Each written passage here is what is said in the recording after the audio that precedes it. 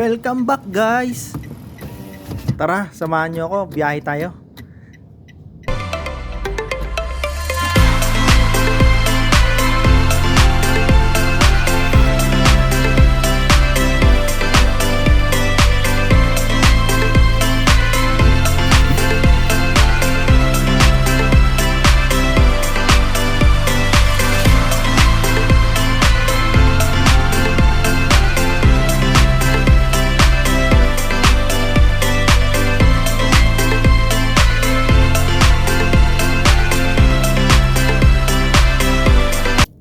Silipin natin ang EDSA kung ano ba ang kaganapan.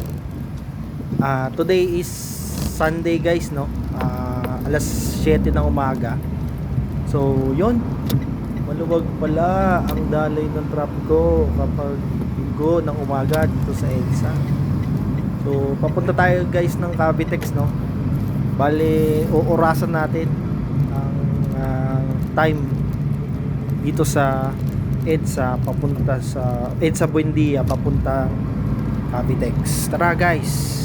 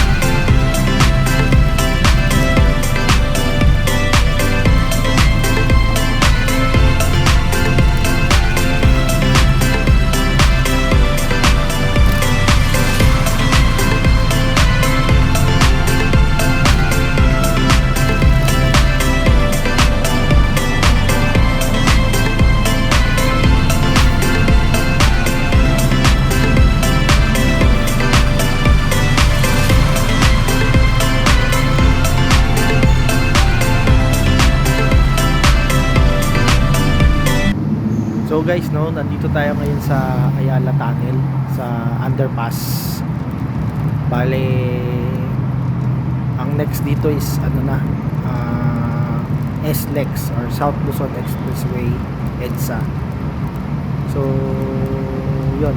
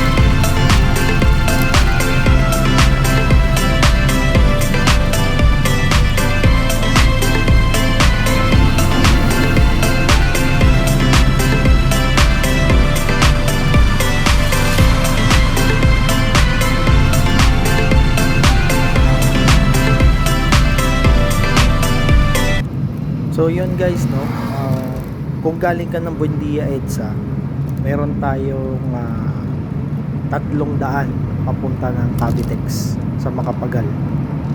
So una, pwede ka dumaan dito sa SLEX or Skyway.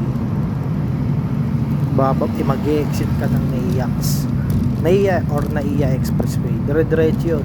Pag baba mo ng NAIA Expressway, kakaliwa ka doon papuntang sa may bandang papuntang Soler yata yung Casino Okada. Kakaliwa ka doon, Cavitex yun. Tapos pangalawa, dito sa EDSA dire-diretso, kakaliwa ka doon sa may bandang Rojas Boulevard.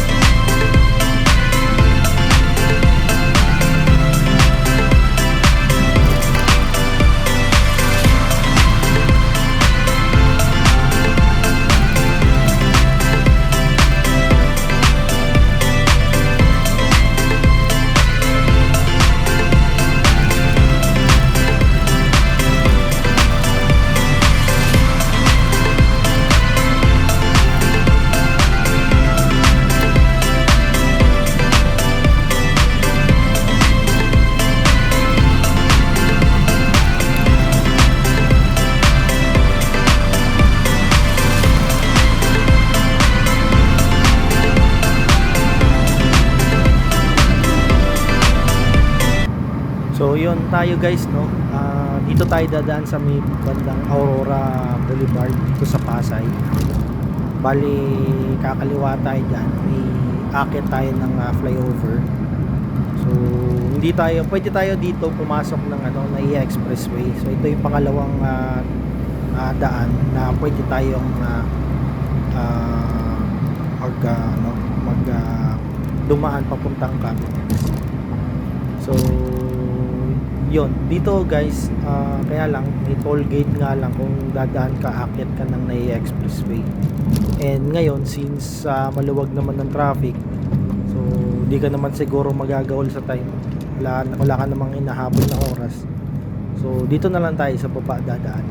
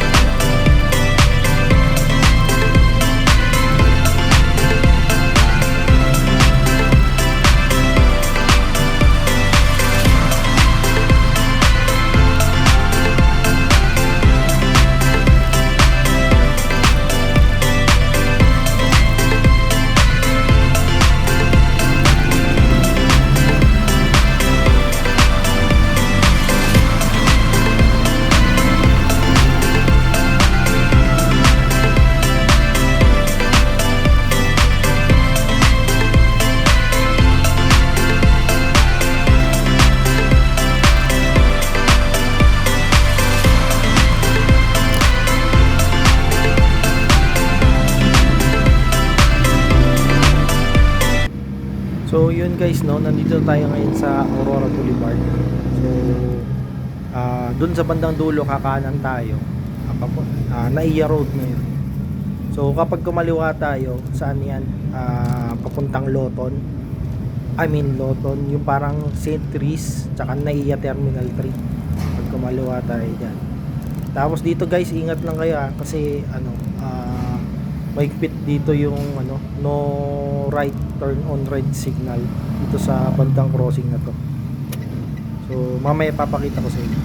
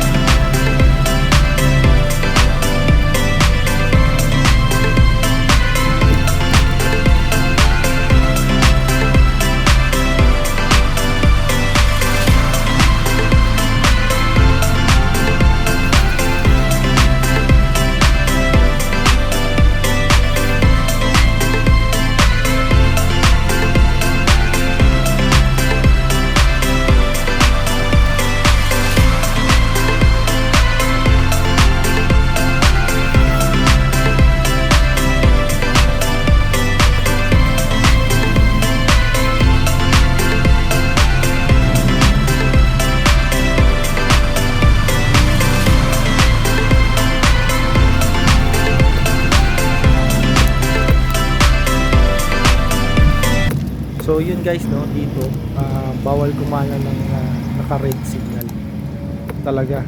So, tsaka yung lane yan, pag kanan mo, hindi ka pwedeng dumiretso agad sa second lane. So dapat sa first lane ka muna. So dito minsan may nag-aabang dyan dito mismo sa mga nakasilip dyan, mga buhay mga enforcer, no, na tumitingin doon sa crossing na pinanggalingan natin kung kumanan ka ba ng naka red light o hindi. Yan.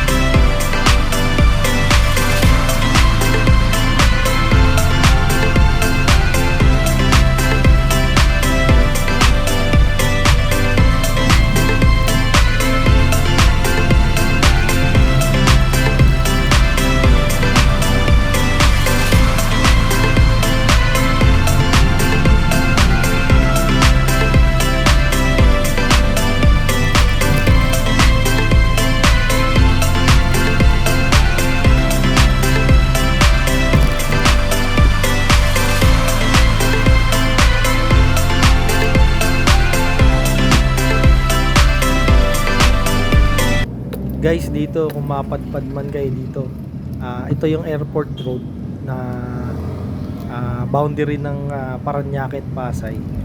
Dito, kung may napadpad kayo ng gabi at gusto nyong gumimik, maraming gimikan dito. So yun, mapapansin yung kaliwat kanan ng gimikan. Yun, shout out sa mga ano dyan, sa mga dancers dyan. Yun. So yan, no? Bukas yan mula alas 12 ng ating gabi hanggang umaga. Ayun, to, meron yata dito barangay, may barangay patrol, mukhang may lasing yata doon. May lasing yata doon na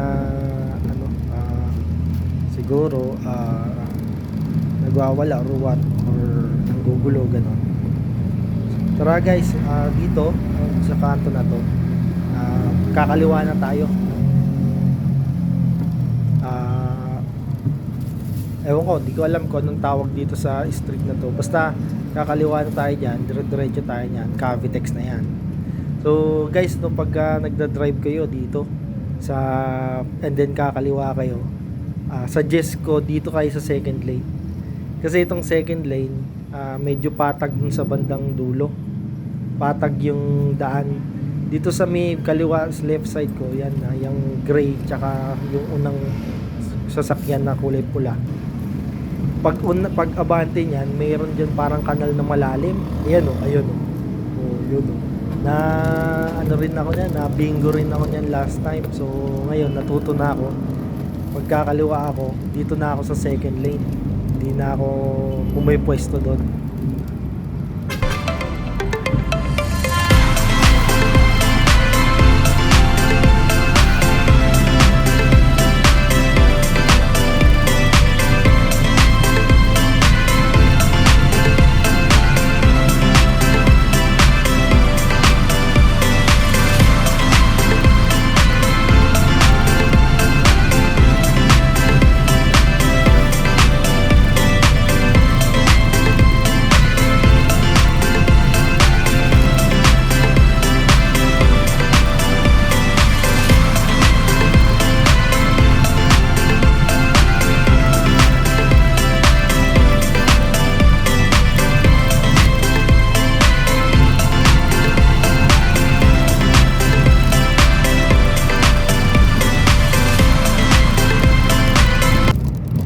So yun guys, no, nandito na tayo, papasok na tayo ng Cavitex. Sobrang bilis lang guys, 15 minutes lang yata from EDSA Buendia to Cavitex kapag linggo ng umaga.